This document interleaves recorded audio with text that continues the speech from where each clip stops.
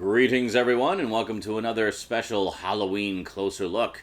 Today we're going to be looking at the Hemisphere Box of Horrors from Severin Films. Yeah, this is a really cool box set full of drive-in horror goodness. So let's check it out today on a closer look on the Multimedia Chronicles.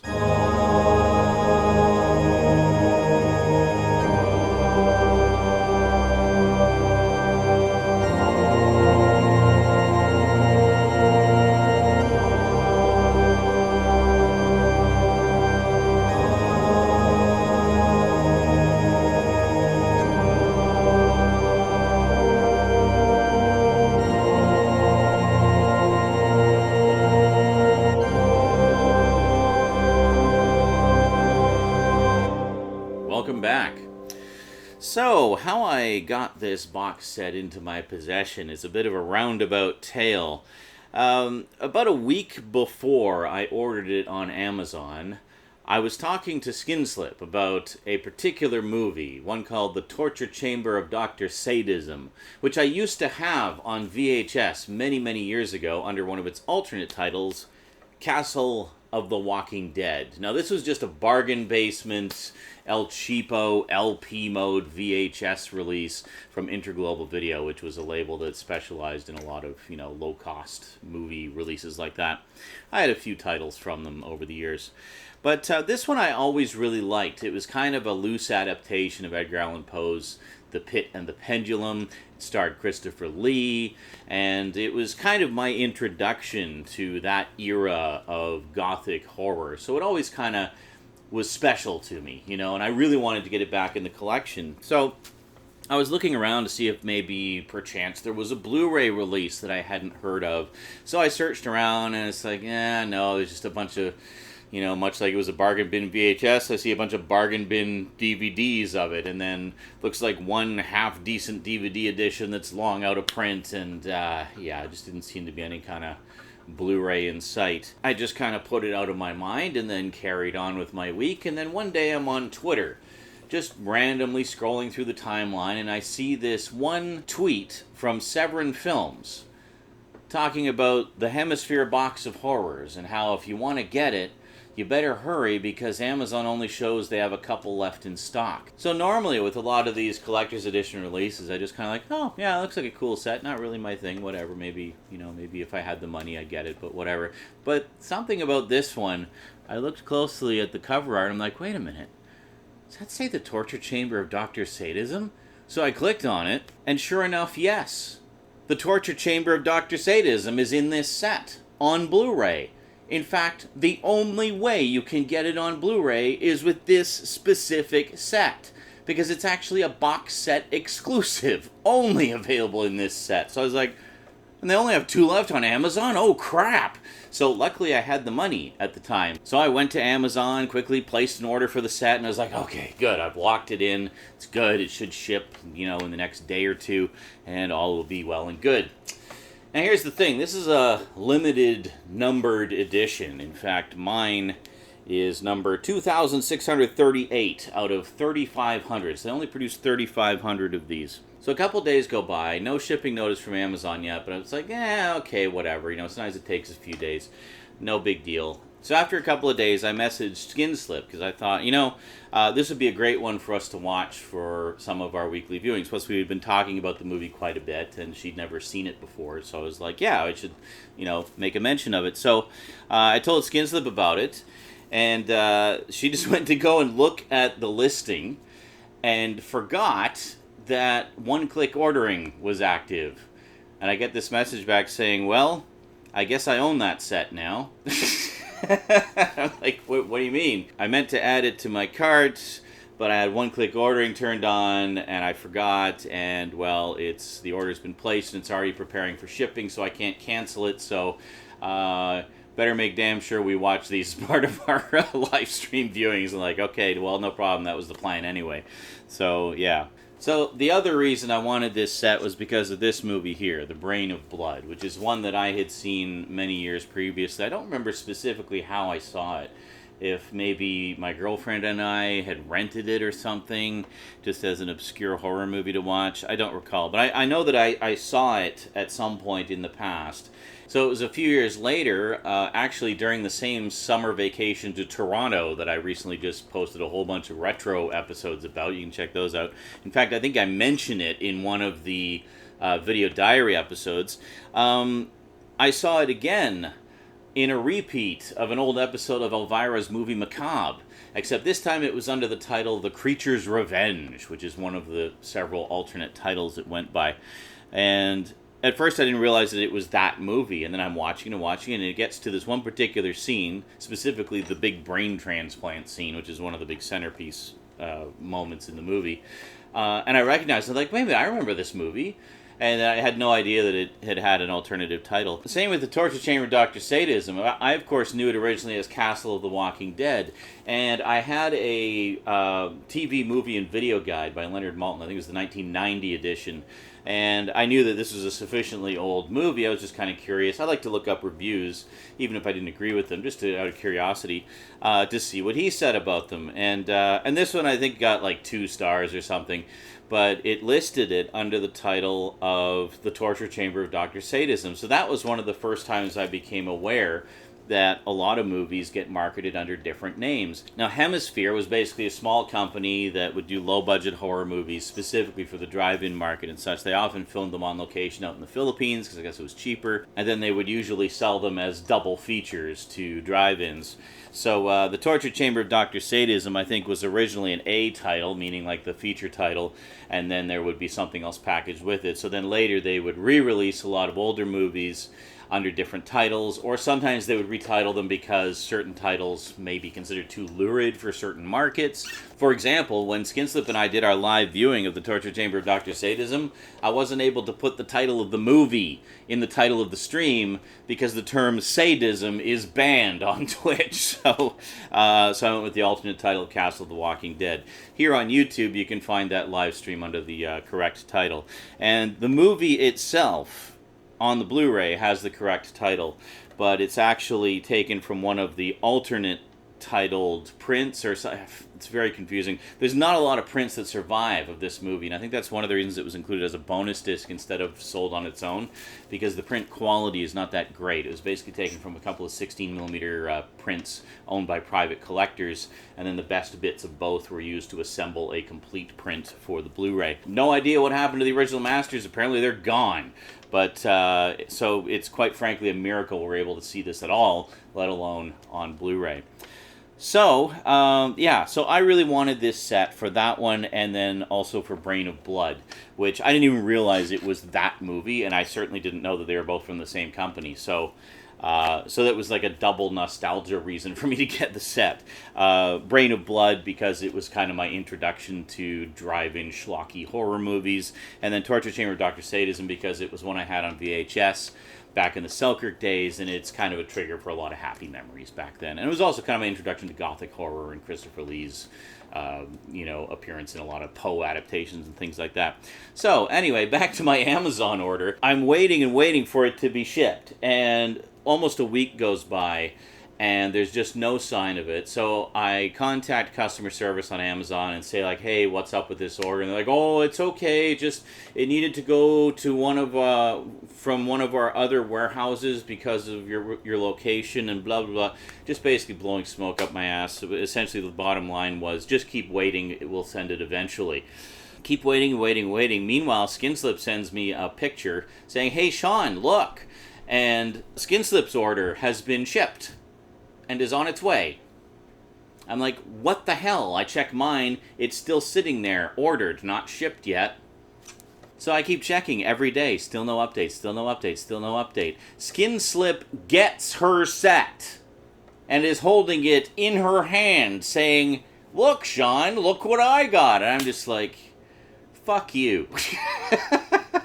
Because I'm freaking out now because, of course, it's a limited edition, right? So I'm thinking, I'm kind of trying to beat the clock here of getting it before they're all gone. Because once they're gone, they're gone. That's the way limited editions work. So it's just playing into my anxiety like crazy. I'm like, can you please just freaking ship my set already? Finally, it gets shipped. It shows up about a week later, and well, needless to say, I did finally get it in hand. So, having told you that whole entire sordid tale, let's head on down to the black box and take a look at this absolutely wonderful box set. So much stuff in here. It's a lot of fun if you love schlocky drive-in horror like I do. So let's check it out. Okay. Here we go. The Hemisphere Box of Horrors. Well, at least that's what they call it on Amazon. Here it's just the Hemisphere Horrors. So I really like this cover art here. Really evokes the old newspaper ads for the drive-in horror flicks, of which these were some. And then here we've got the Blu-ray cases. So it's essentially just a box with the Blu-ray cases in it. And on the back, more lovely artwork. And then even the spine here looks like one of the vertical ads for, you know, that you'd see in the newspapers for the drive-in horrors. So very, very nice. Then on the top we got a couple more photos, and then on the bottom there's just nothing. So let's slide these out here. So as you can see, just a fairly you know, straightforward box. I'll just set this aside here. So one thing I do like is Severin is using these snazzy black cases. So let's take a look here. We'll go through these in chronological order by release date. So we'll just zoom in a little bit there. So first up we have The Blood Drinkers. And there's the spine. And there's the back. Let you get a little look at the special features there. Quite a list of special features on this one. So I'll just give you a look at the box here as I read the list of extras for you. So this is from 1964. So special features, we have Manong of the Philippines, an interview with script supervisor and Jerry De Leon's AD, Dick Trofeo. Hemisphere Appreciation by filmmaker David DeCoteau. Audio commentary with film historians Nathaniel Thompson and Howard S. Berger. Partial audio commentary with Hemisphere marketing consultant Samuel M. Sherman. Deleted scenes, Blood Drinkers trailer, Vampire People trailer, and a radio spot. So very nice edition there. I haven't actually watched this one yet. This one is one of the ones that's new to me. So if we open it up here, you can see we've basically just got the disc. There's no internal disc art, but we do have the Severin 2019 catalog. So quite a lot of titles there. Yeah, it's quite interesting seeing these catalogs, sort of a little snapshot of what the physical media releases were like at the time. I've got some earlier Severin titles that primarily list DVDs, so it's interesting to see these more recent catalogs that list primarily Blu-rays. So next we have Curse of the Vampires from 1966. This is another one that's new to me. Spine there on the back, and once again quite a wealth of extras on this one. I'll just give you a quick read through once again. So on this one we have Cursed Vampire, an interview with actor Eddie Garcia. The Market of Hemisphere, interview with marketing consultant Samuel M. Sherman. Audio commentary with Philippine genre documentarian Andrew Leavold. Partial audio commentary with Sam Sherman, deleted scenes, trailers, and radio spots for Beast of Blood and Curse of the Vampires. Beast of Blood, I'm guessing this was originally part of a double feature. A lot of these were paired up with other Hemisphere productions for the drive-ins. So Beast of Blood is actually in the Blood Island set, which sadly I don't have. I just don't have it in the budget right now. But this set was more of a priority for me, but of course for nostalgic reasons, specifically this one here, which is a double feature of The Black Cat and The Torture Chamber of Dr. Sadism. Now, as I mentioned, the Torture Chamber Dr. Sadism actually went by a few different titles. I, of course, originally saw it as Castle of the Walking Dead. It was also known as Blood Demon, and I think it went by a few other titles as well. So if we look on the back here, you'll notice this one actually does not have much in the way of special features. Worthy to note, this is the disc that is exclusive to the box set. This is the only one of the movies that you can't get separately. So it's only available in this box set. The other three Blu-rays in the set you can get on their own. And you'll notice that the lion's share of extras are on those 3 discs. These ones just have the trailers here. So we got one for the Black Cat and one for the Blood Demon version of Torture Chamber of Dr. Sadism. So this one here, we'll just take a look at the spine real quick. And then once again inside, there's not really much to speak of. It's just the disc. Nice disc art though. Very nice indeed. And then last, but most certainly not least, we have the other reason I picked up this box set. We have Brain of Blood. Yes, which I've seen a couple of times in the past. I saw it, I think, originally as Brain of Blood, and then I saw it later as a part of Elvira's movie Macabre under the title The Creature's Revenge. And there we go. And then on the back, and you can see this one actually does have a fair number of special features. It's quite nice. Directed by the legendary Al Adamson. And in terms of special features, just give you a quick rundown here. We have Memories of Blood, an interview with director Al Adamson, producer Samuel M. Sherman, associate producer J.P. Spahn, actor Zandor Vorkov, actor Sean Graver, and filmmaker Fred Olin Ray.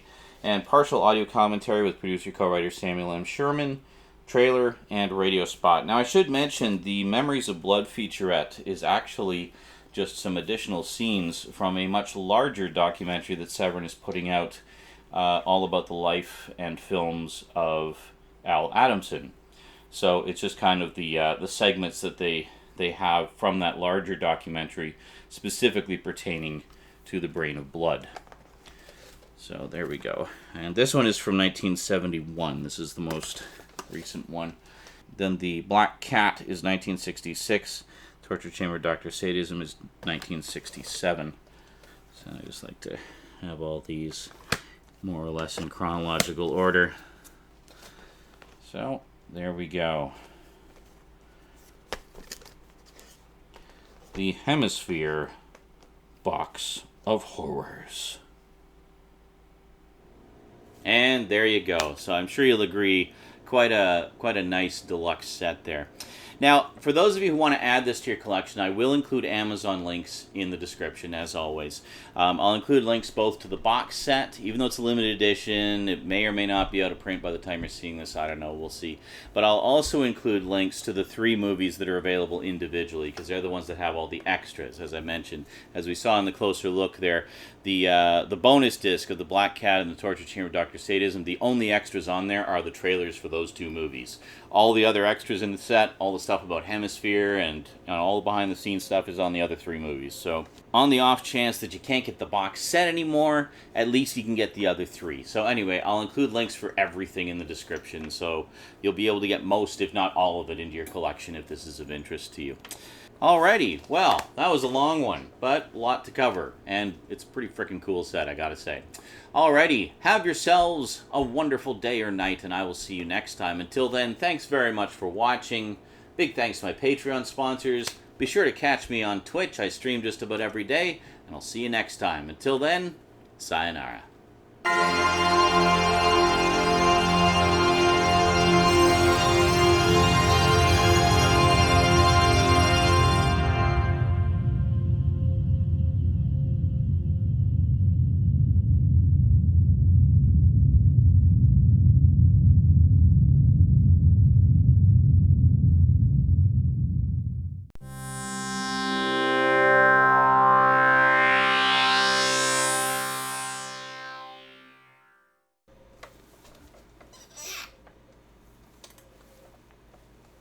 I wasn't farting, I was just leaning to see how the light was. Seems to be fine.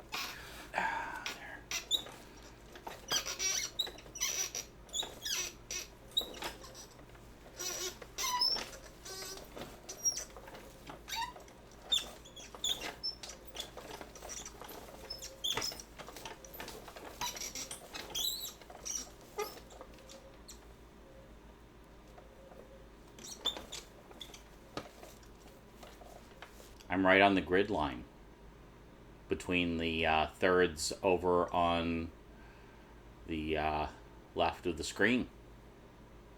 The grid line is going right through my face. Just a little bit down. There we go. Now I'm perfectly in the upper quadrants, for the intersection of the 4 upper quadrants of the 9 squares of the rule of thirds areas. Incredible composition. Oh, God, I love wearing multiple layers in the summer heat. I shut off the second PC as well because it occurred to me, wait a minute, I'm not actually doing anything on it. Why is it on? It's been sitting at the login screen all day. Let's just power that heat generating thing off. So hopefully that'll help a little bit. There's an insect in here with me. Hopefully it doesn't fly into my coffee.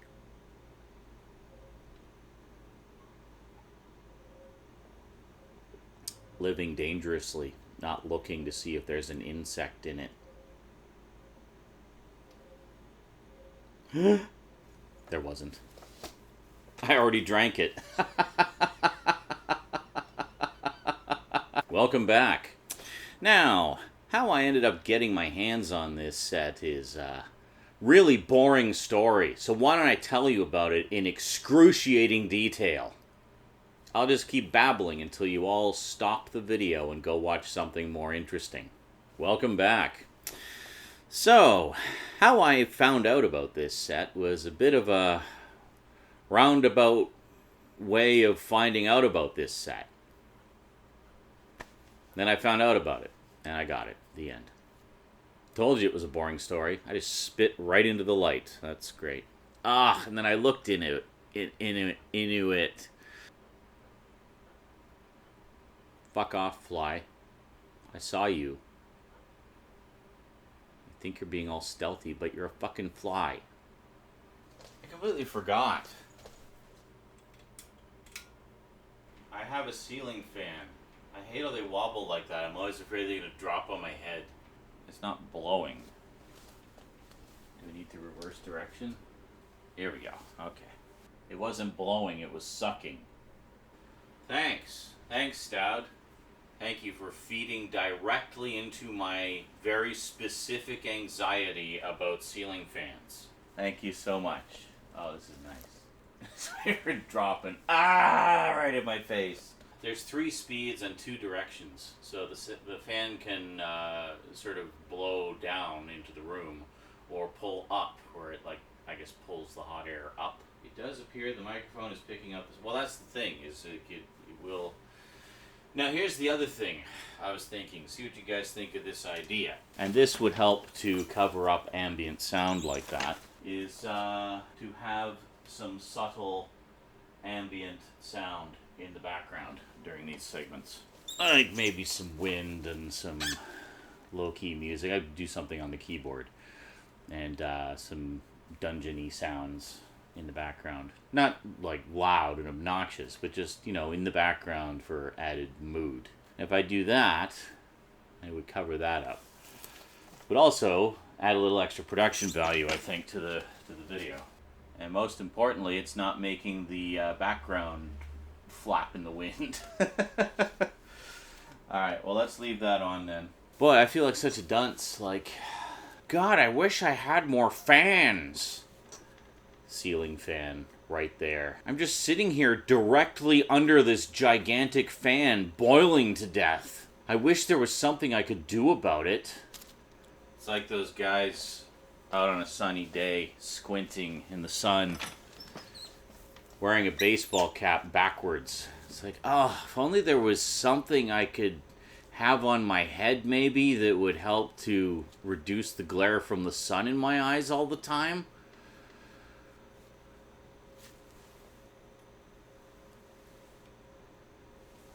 Just saying. I know looking like a douche is a fashion statement for you, but sometimes we have to make little compromises.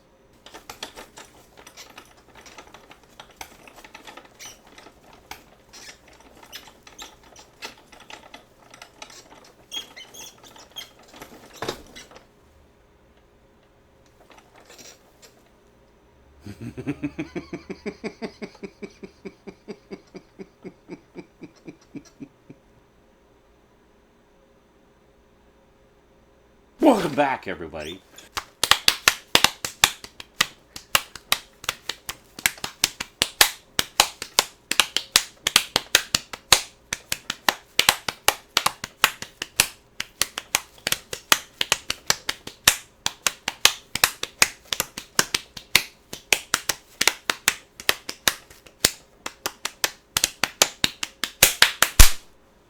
Ow. We'll get there. There are red marks on my legs now. Welcome back. So,